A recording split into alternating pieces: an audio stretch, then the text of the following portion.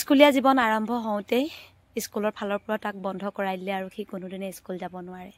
ঘৰৰ ওচৰ চুবুৰীয়া কাৰো ঘৰত সি এটা খোজো পেলাব নোৱাৰে। তাৰ জীৱনটো বয়স মাত্ৰ 5টা বছৰ হোৱাৰ পাছৰ পৰা আৰু সি চাৰিওফালৰ পৰা বঞ্চিত হৈ পৰিলে। বয়স একেবাৰে নিচেই কম। এতিয়া সি খেলা ধূলাৰ সময়, ওচৰ চুবুৰীয়া বন্ধুবৰ্গৰ লগত থকাৰ সময়তে সি মাকৰ সৈতে বন্ধ কোঠালিত সোমাই থাকিব লগা হ'ল। ডক্টৰে মাথো আৰু 1.5 বছৰে সময় দিছে। 1.5 বছৰৰ ভিতৰত যদি ট্ৰিটমেণ্ট কৰা নহয়, হয়তো সি আৰু এইদৰে খোজ কাঢ়িবও নোৱাৰে। আপোনালোকক কৈছিলোঁ যে আমাৰ ঘৰলৈ আলহী আহিব গোলাঘাটৰ বুলি, আৰু এয়াই হৈছে আলহী, এয়া হৈছে কৌশিক।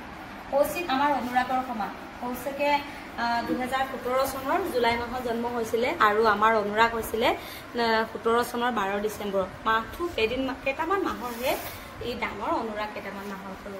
ইয়াৰ জন্মতে 5 বছৰলৈকে ই একেবাৰে সুস্থ। যিদৰে সৰু সৰু ল'ৰা ছোৱালী 5 বছৰলৈকে থাকে, ঠিক সেইদৰে ইও সুস্থ আছিল। কিন্তু ঈশ্বৰে জানে ইয়াৰ ভগৱানে কি ৰোগ এটা দিলে, যি ৰোগৰ কাৰণে ই চাওক হাতখন ফিট কৰিব নোৱাৰে। আচ্ছা দেখাই দিয়াচোন, এয়া চাওক আঙুলি ইয়াৰ পৰা ফিট নহয়, আৰু ইয়াৰ মাংস পেশীবোৰ ইমানে টাইট, মুঠতে আমাৰ দৰে এনেকুৱা ফিট নহয় ইয়াৰ আঙুলি। এতিয়া আপোনালোকে চাব পাৰে ইয়াৰ হাতখন সম্পূৰ্ণ টাইট হৈ গৈ আছে। আৰু ঘৰখনত মাক দেউতাকে যিমান পাৰে নিজৰ সা সম্পত্তি, মাটি বাৰী সকলোবোৰ বিক্ৰী কৰি এতিয়া তাক মেডিকেল কৰাই আছে। ইয়াৰ মানে একদম খং বহুত চোকা হৈ গ'ল। সি যিটো কৰিব বিচাৰে কৰিবই লাগে, নহ'লে মাৰি দিবলৈ মানে চঞ্চল হৈ গৈছে। ৰোগটোৰ কাৰণে হৈছে মানে গৈ পেলাই মূৰত ধৰে, তেতিয়া সি ক'ব নোৱাৰা নিচিনা হৈছে। কি কৰিছে ন, সি কৈছে সি নিজেই গম নাপায়। আৰু যিহেতু ইয়াৰ তোমালোকে 5 বছৰলৈকে ই বহুত ধুনীয়া ন, নহ'লে তাৰপাছত ইয়াত কি হৈছিলে কৈছে আই মানে আমাৰ 2.5 বছৰতে ওলাইছে। 5 বছৰত আকৌ তাক স্কুল নি থাকোঁতে পেটৰ বিষ আৰম্ভ হৈছিলে। পেটৰ বিষ আৰম্ভ হৈয়ে আমি গুৱাহাটীলৈ লৈ গৈছিলোঁ, সকলো এক্সৰে বিলাক দেখাই আছিলোঁ। তাৰপিছত ক'লে ইয়াৰ পেটৰ বিষ নহয়, উশাহ লওঁতে কষ্ট পায়। তাৰপিছত আমাৰ অক্সিজেন লিখি দিলে, এনেকৈ আমি ট্ৰিটমেণ্টখিনি কৰাই আছিলোঁ। তাৰপিছত সম্পূৰ্ণ বেমাৰটো ধৰা নপৰাকৈ আমি বেংগলোৰ গৈছিলোঁ। বেংগলোৰত ধৰা পৰিলে, ধৰাৰ পৰাৰ পিছত এতিয়া পইচা পাতি আমি অসুবিধা হোৱাতে বেংগলোৰৰ পৰা আধাতে গুচি আহিব লগা হ'ল। যিহেতু আমাৰ পইচা আমি বহুত কম নিছিলোঁ, চৰকাৰী সুবিধা একো পোৱা নাছিলোঁ। আৰু এতিয়া আকৌ পুনৰ বেংগলোৰলৈ যাবলৈ সাজু হৈছোঁ। আমাক ডক্টৰেও আকৌ এপইণ্টমেণ্ট দিছে বেংগলোৰলৈ যাব লাগিব দেখাবৰ কাৰণে, যিহেতু তাৰ আগতকৈ জটিল ৰোগটো কমিছে। আৰু এতিয়া তোমালোকে যিহেতু বেংগলোৰলৈ যাওঁতে কি বেমাৰ ইয়াত ধৰা পৰিলে? MPS type 2। MPS টাইপ 2 অসমৰ ভিতৰত ইয়ে প্ৰথম এই বেমাৰটোৰ কাৰণে। কিমান ভয়াৱহ হ'ব পাৰে, যিহেতু কণমানি ল'ৰা, আৰু এতিয়া ইয়াৰ দৌৰ মাৰা, ফুৰা, খেলা চকা, এনেকুৱা সময়খিনিতে ইমান জটিল ৰোগত আক্ৰান্ত হৈছে। যিহেতু ঘৰৰ সকলোখিনি বিক্ৰী মাক দেউতাকে শেষে কৰিছে, লগতে অসমৰ বহু ব্যক্তিয়ে বহুখিনি তোমালোকক সহায় কৰিছে, বহুত সহায় কৰিছে। ৰেহাইটো লাগিব। আৰু ই খুব ভাল পায় চাইকেল, লগতে গীটাৰ। ই চাইকেলৰ দেখিছে নহয়, ভিডিঅ'সমূহ চাই আছে। লগতে ই ভাল পায় গীটাৰ।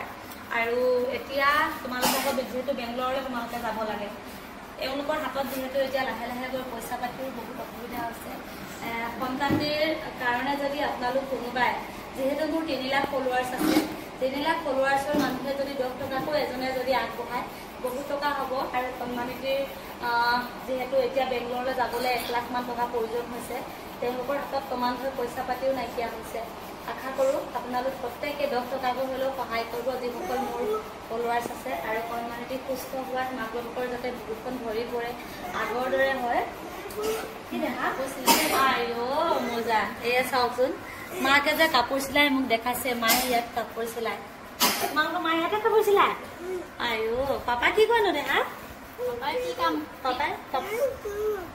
কৰে? ঘৰ বনোৱা কাম কৰে। ঘৰ বনোৱা কাম কৰে। এখন লৈ দিম, তুমি স্কুল যাবা দেহা? এতিয়া ভাইৰাছটো কমিছে। আমি তেজপুৰত দেখাই আছিলোঁ, বেংগলোৰৰ ডক্টৰ আহে। এতিয়া আকৌ আমাক বেংগলোৰ যাবৰ কাৰণে ডক্টৰে কালি এপইণ্টমেণ্ট দিছে। এই বুধবাৰ নহয়, অহা বুধবাৰটো যাবলৈ আমাৰ সম্ভৱ নহয়। হ'লেও আমি মানে যাম বুলি আশা কৰিছোঁ আৰু পইচা পাতি গোটাই মেলি।